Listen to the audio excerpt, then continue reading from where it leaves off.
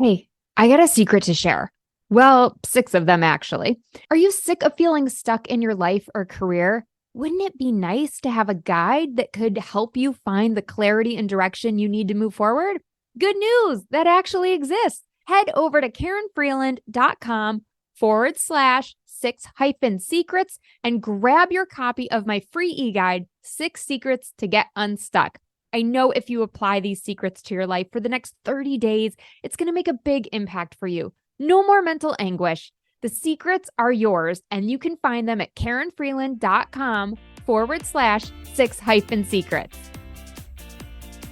Welcome to Rock Your Reinvention, the show for high-achieving career women who refuse to settle for mediocrity and aren't afraid to take bold action. This is a place where you can authentically show up, where every dream and goal can be validated and achieved.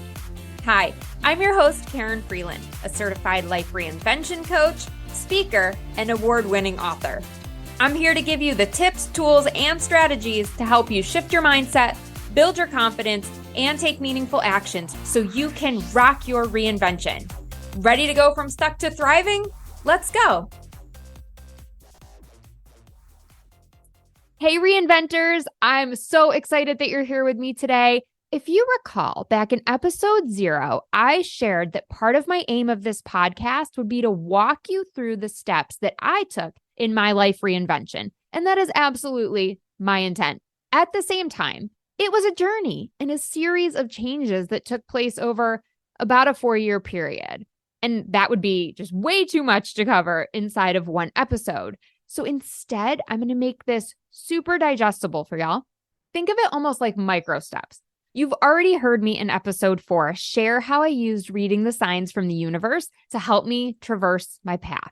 So today, we're going to start to unpack this transformation with another very key ingredient, and that is to stop living the lies you're telling yourself. Let me say that again. Stop living the lies you're telling yourself.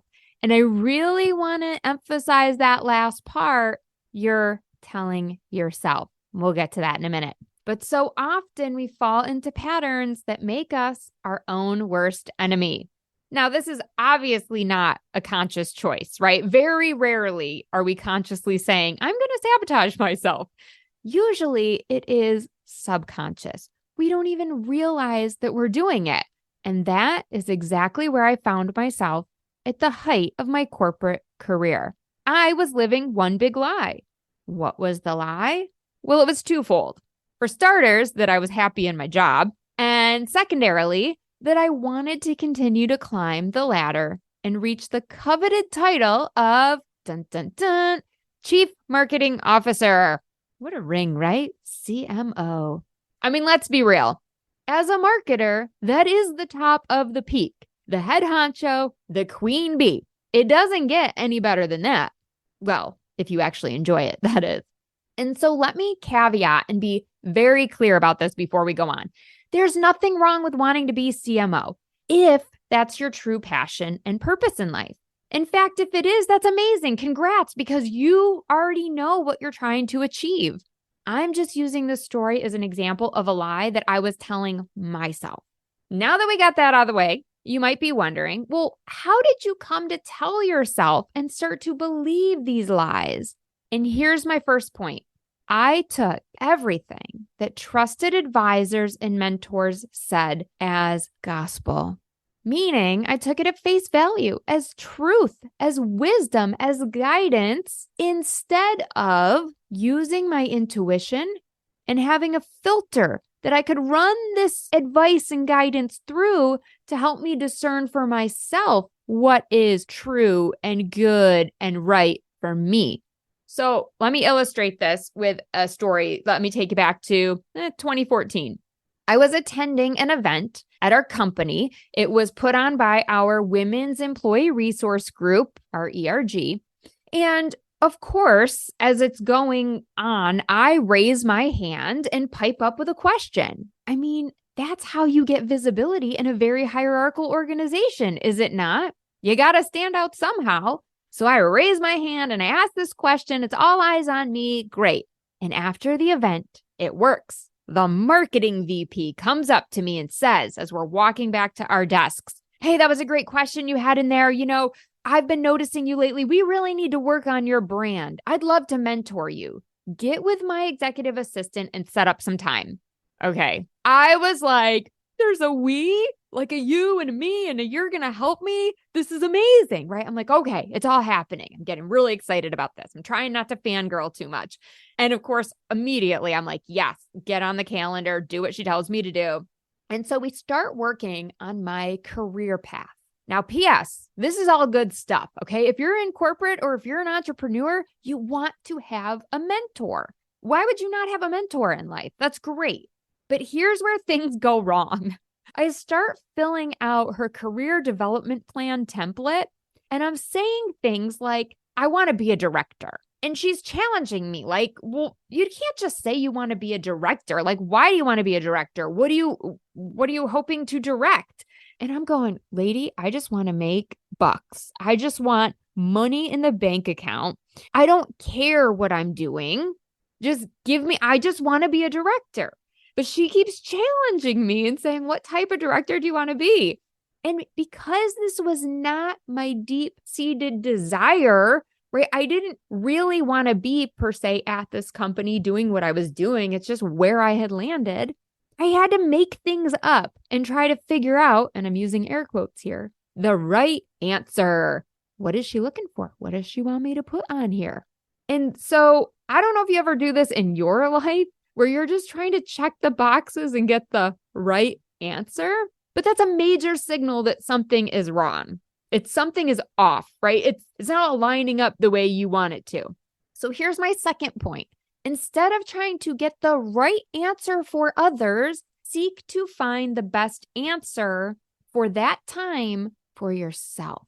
So I'm working on this career plan, and here's what I come up with. I know. I'll just say I want to be director of marketing since I'm already sort of in that realm. And I'll say that I want to do that because I want to own and manage the brand.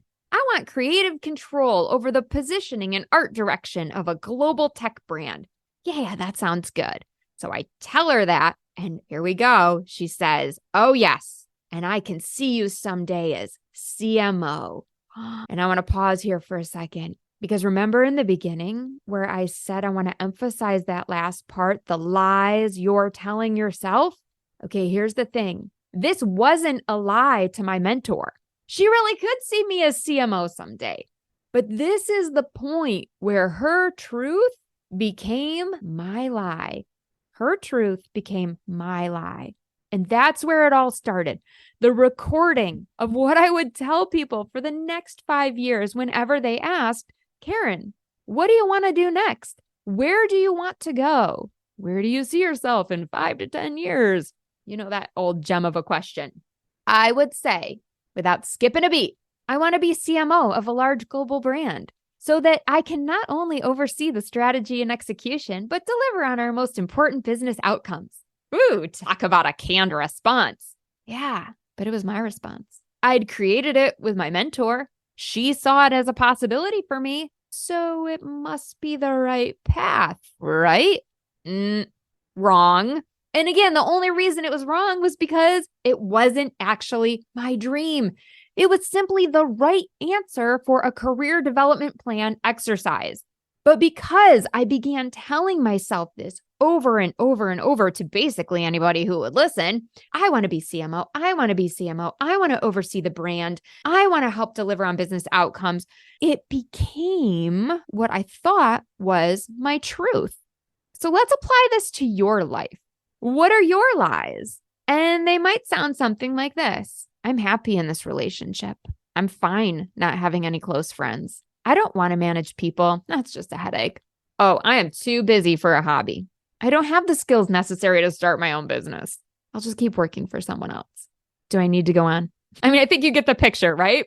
And here's what can happen is that once we tell ourselves one lie, that lie then creates other lies that are almost downstream from them, if you will. And so some of my additional lies then were, I'm only as good as the prestige of my title and the size of my paycheck. I have to keep making this kind of money going forward. I can't change companies and make what I'm making here and that I'm stuck and I just got to suck it up because, well, that's adulting. That's what we do. This is what everyone else does. They go to their 9 to 5. I guess that's what I have to do too. And of course, these lies are not true. That's why they're lies, right?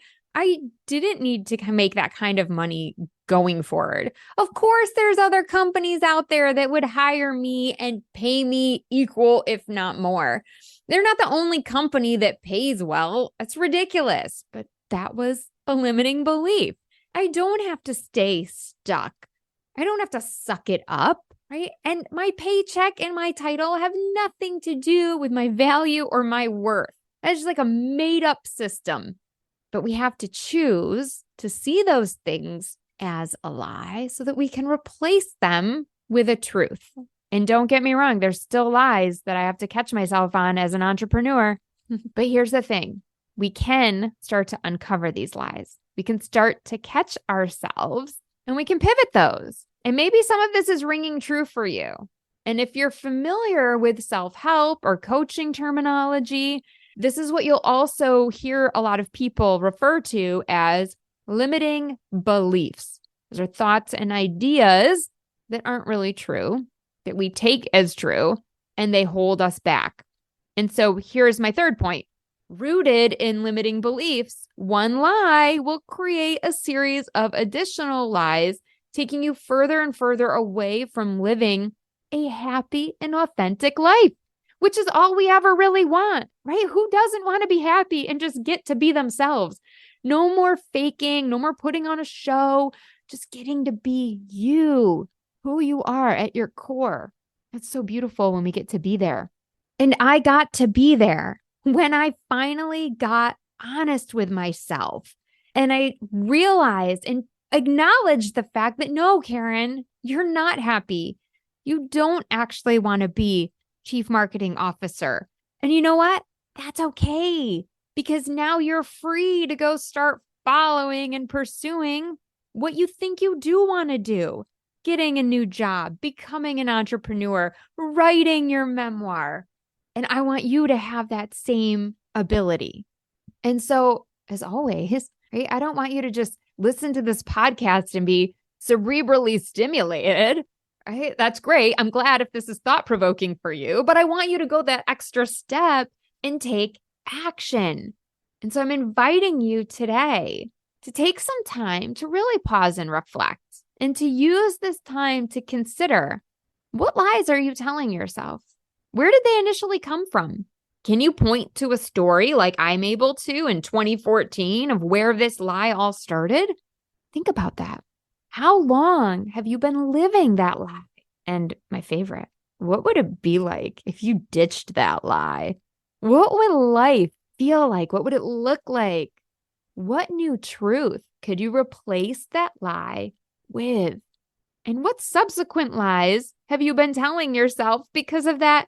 And I think if you commit to answering these questions, you are going to be compelled to stop living the lies, especially when you think about that future state of what it could look like to really show up and authentically be yourself, to do what you love in your career, to be in relationships with people that you enjoy being around, whether that's friends or romantically, right? To show up and authentically let your spirituality or your faith shine through and not feel like you got to hide it from other people. There's so much power in us getting to authentically be ourselves and to stop living the lies. So let me recap here for a second so we can get a really clear picture about what the difference is between living the lies and having a life where we've replaced them with new truths.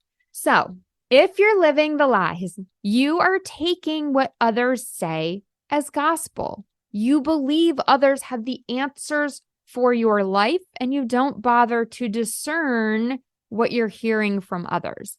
You constantly pressure yourself to get it right, come up with the right answer to satisfy someone else. You are subconsciously sabotaging yourself, and that may not readily be available to you. Like, you might not know right off the bat how you are sabotaging yourself. You allow limiting beliefs to hold you back and create subsequent lies. And likely that is all manifesting in this feeling of being stuck and feeling unhappy, but not really knowing why or what steps you can take to get unstuck. Now, on the flip side, if you've discovered your lies and you have taken the action to start replacing them with some new truths, you're going to have a filter that you run other people's advice and guidance through. You're going to tap into that intuition of yours, that gift you have been given, and discern what thoughts you hold on to and which you are just going to let pass through. Let them go. You're not going to worry about getting the right answer for others, but you're going to be focused on coming up with the best answer for you for that season of your life. You're going to be a lot more aware when you self-sabotage and then hold yourself accountable for not doing it anymore. You're not going to allow those limiting beliefs to create additional lies or to hold you back. You're going to confidently address the areas of your life where you know you're not happy, right? Instead of sitting there feeling stuck, you're going to say, no, I know that this is the pain point. I need to fix this. And you're going to know how to get yourself back on track because you're so in tune with your intuition. Armed with this information, I know that you can help yourself stop living the lies and get to a point where you are living authentically. I hope that this has been beneficial. If you love this episode, drop me a 5-star review below. Let me know what you enjoyed. And I just so appreciate you being here with me. I'm excited for you. The lies don't have to have a hold on you anymore. And until next time, stay fabulous. Thanks for tuning in. I hope you're inspired to take action by committing to one of the tips or strategies we talked about in today's episode. And if you want accountability and support, I've got your back. Join my private Facebook group, Successful Working Women Rocking Reinvention, today. You'll find a community of like-minded women waiting to support you, exclusive content, and helpful resources to ensure you succeed. Lastly, if you loved this episode, do me a favor and be sure to leave a review. Together, we can encourage more women to live their purpose. See you next time.